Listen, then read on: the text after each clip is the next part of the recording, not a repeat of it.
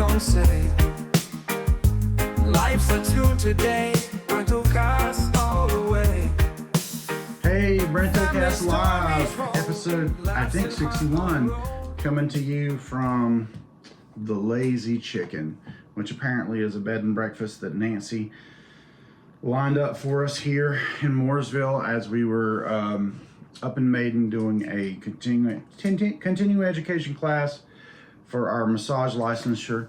We have to do that 24 hours in every 2 years. So we got 8 hours of that knocked out yesterday. Had a pretty fun class on poultices and interesting day visiting. It was actually at our massage school in Maiden, North Carolina, which I haven't been to in about 2 years, and so it was neat seeing some of the old faces.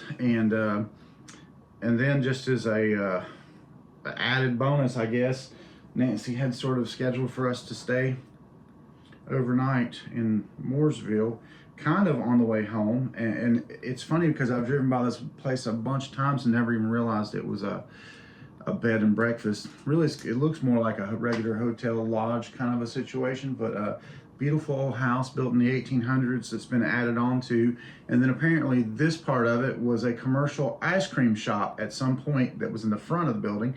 It was moved back. The really peculiar and cool thing about this place is that it's like nested in the trees and there's just tons of traffic outside, but when you get behind the house, it really kind of gets quiet. So it's like you're kind of in a really busy business part of Mooresville, but sort of behind this big giant house, which is kind of added onto in a weird sort of way to kind of encase this area in the back. We actually had the breakfast as part of it, and they have a really incredible kitchen. So we did that, and Nancy's doing some sort of little sonic treatment right now. And then I guess after that, we will be heading back to start our work day just a little bit late on Monday. And getting on with our working week, which for me today it's going to be printing some products up, and also I'm coming down to the end of my first month of subscription at Suno, so I'm going to be generating some music because I have a bunch of credits left over and I want to use that up before Tuesday.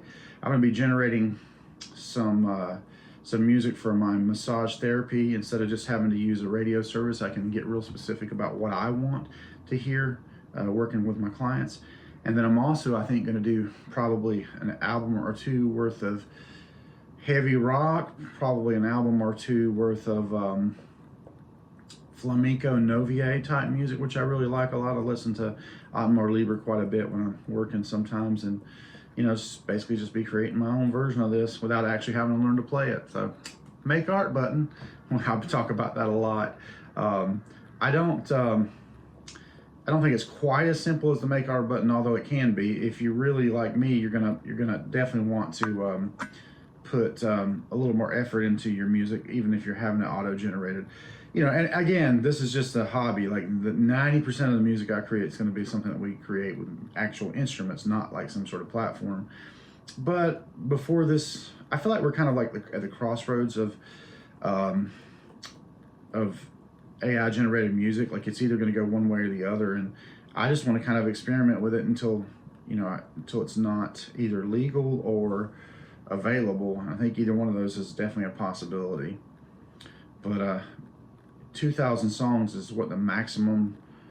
When I say 2,000 songs, every kind of time you do a version of a song, that is considered a song. So you can make about 2,000 generations. And I think to date I've made close to 800, and I need to get that 2,000 in there because that's what we're paid for. So anybody and everybody that I've been doing music for, I'm going to do just a whole bunch of it. And I'm probably going to have one more month of subscription before I end this little experiment. But I do want to try Udio, which has some features that Suno does not. So I guess today and tomorrow I'll be wrapping up my use of Suno for maybe a month, and then I'll pause my subscription, subscribe to Udio next time. I have seen some features like in Udio. I know that you can make it pick the key, which if you're going to actually turn around and sing your own version of the vocals, I mean that's huge, right? So I'm going to definitely look into that.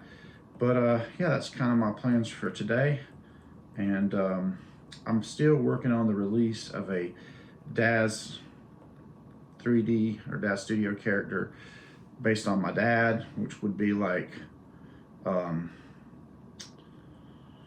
potentially Genesis 9, and I had it built, but I have not released it just because, I don't know, I just didn't get in the right mood for it, and I've had a lot going on.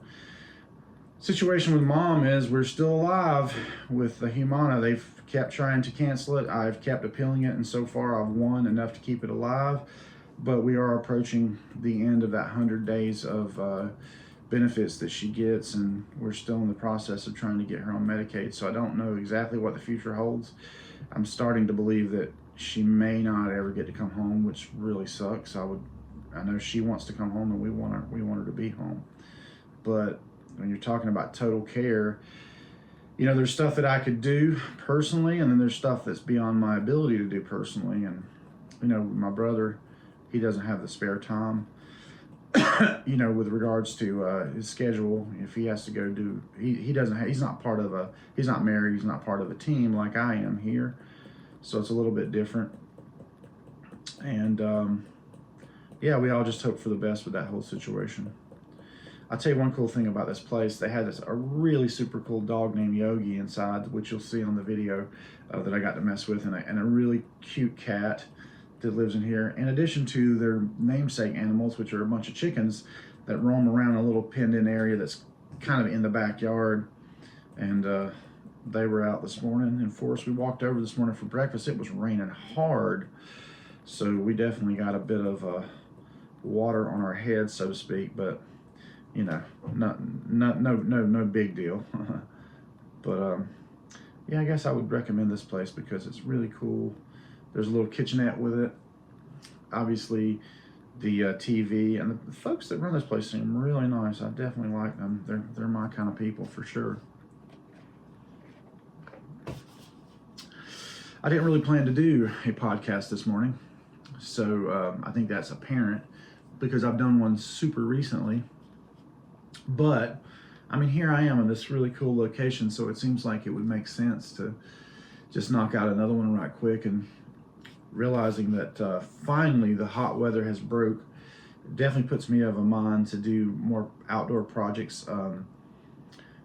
Once again, you know, art stuff has changed, and with AI ever evolving the landscape of filmmaking, music creation, and art creation in general, I do note that we're kind of getting to that place where I could almost script and execute an AI film and be all the actors myself. You know, driving performances I'm talking about that would be interpreted and, you know, re-rendered, recreated, revoiced through AI. And I don't know, the last filmmaking thing that I did really came to nothing. It was just kind of a promotional thing for Better Baden's Boo Fest. And I thought there was maybe the chance that we were going to do some more stuff with that character with Tommy Allen Taylor, but his availability was not to the point where we could do that. And likewise, I think maybe my availability wasn't great either.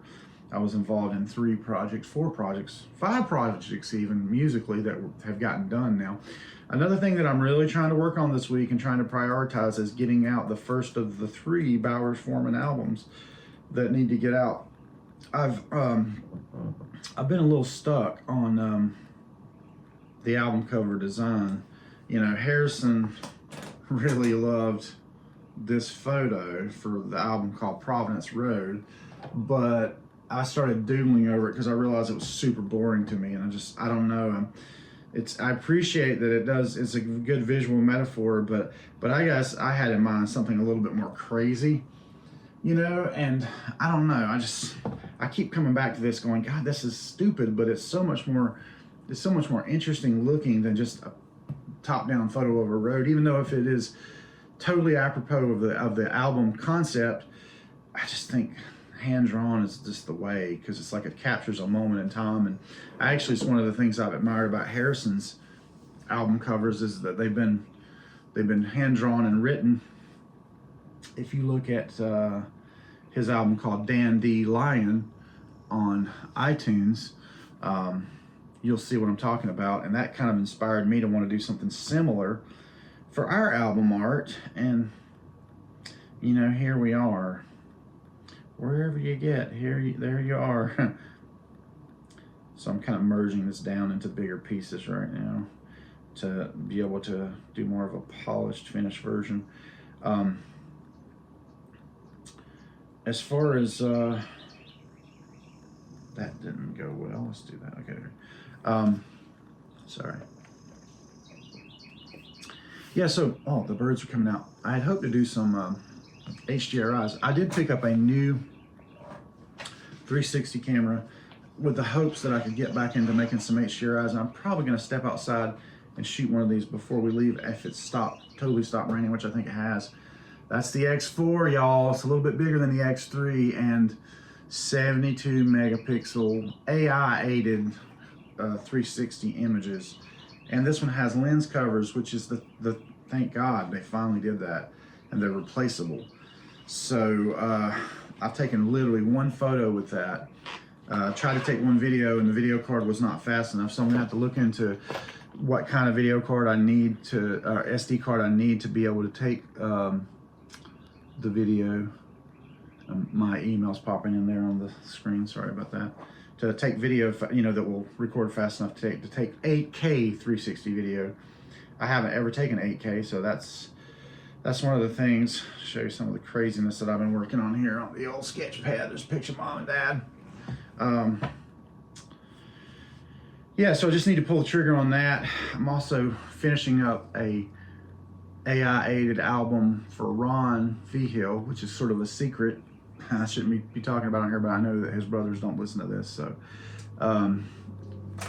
that's going to be a bit of a Christmas present. Another interesting project that Harrison now and I are working on is taking a recording from 1975 in somebody's, I guess, practice room. It's an actual stereo recording of a group playing this really cool song. What was really great about it was they had two backup singers there that were really tight with the lead vocalist, and I'm wanting to emulate that, but to kind of supplant my friend's virtual voice over it to be part of his his AI generated project. This will become a little bit more apparent in future episodes where I'm going to show samples of what I'm talking about. Basically, you can create a voice clone of someone who can't sing's voice and apply that to a guide vocal so that, say, a person that cannot sing, like my wife, for example, I can make her sing. I can sing it correctly, create the vocal clone of her voice with the characteristics of her voice, then apply that to my guide track, convert that to her voice. It's crazy. I mean, it's just truly, truly crazy how things have gotten so far advanced of what they were. Thinking it was a big deal when they brought back John Lennon's voice on those two Beatles tracks that they released posthumously. And that was a big deal, and we're all like, wow, and now it's gone so much further, and that was just the tip of the iceberg. And who knows, I mean, like, there may be virtual versions of all of us, you know, that care to have them in the future. Let's just say that you were like a very, very old person when you had your last child or something like that, and you wanted to be there for them in some way, shape, or form to pass on your values, and so that they had a memory of you, even though you were at the end of your time. Potentially, you could be this virtual version of yourself based on writings and recordings of your voice, and you know, literally, I don't think we're very far from something like that, as weird as that sounds. And although, of course, having you there would be the ideal thing, having your virtual proxy would be better than nothing. And at least there would be a sense of knowing this parent that had died when you were still very, very young. Stuff like that. Of course, I think about Dad and the fact that I didn't get a lot of his voice. I think I have a few words of his voice on one or two videos, and I've got enough of his face, and I've sort of, you know, created, you know, virtual characters that way. But it would be cool to be able to have a voice clone. You know, again, this is just a part of a memory that lives in your mind anyway. But still, it would be really, really nice. There's birds dashing by the window. It keeps distracting me. But yeah, you know, anyway, these are my thoughts today. I'm going to cut this episode a little bit short because it's getting a little long in the tooth, and I did not have a plan. I will say that I saw the new Deadpool Wolverine movie. It was entertaining, but like, I think 3 movies is more than enough for that character, the Deadpool character. And gosh, there's a bunch of Wolverine movies now, so hopefully they'll bow out gracefully before they make a truly bad film. That wasn't a bad film, but it, you know, it didn't live up to the quality of the first 2, in my humble opinion. But that whole character is just sort of a fourth wall breaking joke anyway. So it was worth the matinee price for sure. Musically, starting up with a new person we started working with. More about that later, and we've done the vocal recordings for a gospel track. I don't know, I'm half inclined to re-record it, but in any case, we got to start, and so that's like a new avenue of music, and that's exciting as well. So yeah, that should do it for today's update, and then stay tuned for a future update coming maybe in a month or so. We never know, just whenever the spirit moves, right? I mean, I got this super cool chicken behind me. I wonder if I touch the chicken, will it focus on the chicken? I don't know. I don't think it did, but yeah, I'll share a picture of that or something. But very cool painting of a rooster on the, I guess, inside of the window, and the light coming through. It's kind of cool. Yeah, this is the first time I went to a little Airbnb that was in one of these outbuildings, and it's actually pretty compelling. I'm like, if you could put something together like this for like, you know, 10 or 15 grand, it would be worth doing for Airbnb. And it really has everything you need, just compact. I didn't feel like I needed anything that wasn't here, and it does actually have cabinets and a microwave and a stove and a sink and the shower. The shower's a little tight for me, but I mean, I could still do it. And a fridge and a freezer, so with cabinets and a bed, a little couch. I could live here, and nice porch outside too, if I had to. I mean, it's just that feeling that you get somewhere at Airbnb if it feels like, man, I could actually stay here for a week and without missing out or being uncomfortable. And it's the first time I've been in one of these that was that kind of like well done.